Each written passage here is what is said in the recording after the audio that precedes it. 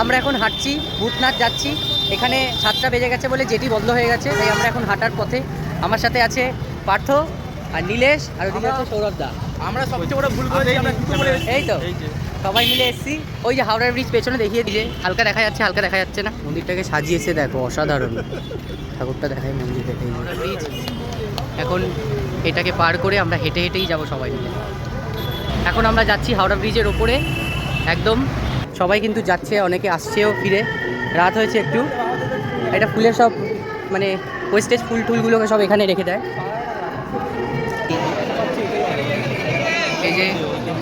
এই যে শিব, এখান থেকে দর্শন করতে হবে, ভেতরে একদম আজকে অ্যালাউ নেই।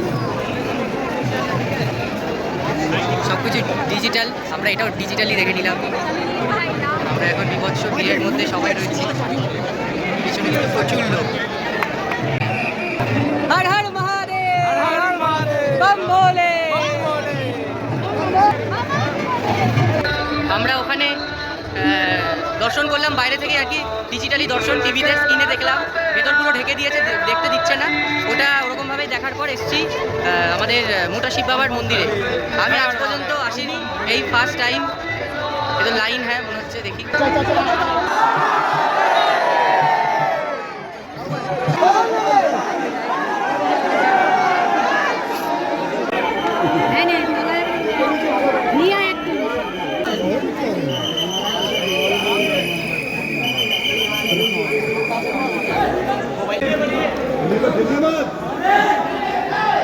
বাজে রকমের অবস্থা আমাদের সবারই, মানে বিভৎস পরিমাণে ভিড়। কেউ ভুলেও এই দিনে আসবেন না, এসে বোঝা হয়ে গেল।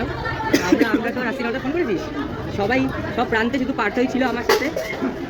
পার্থই ছিল। আর অর্ধেক তো যেতে যেতেই দুধ গায়ে, পুরো গায়ে দুধের আমরাই স্নান করে গেলাম। আমার পাঞ্জাবি সব ভিজে গেছে। খুবই একটা কি বলবো। এখন যাচ্ছি বাড়ির উদ্দেশ্যে এবার।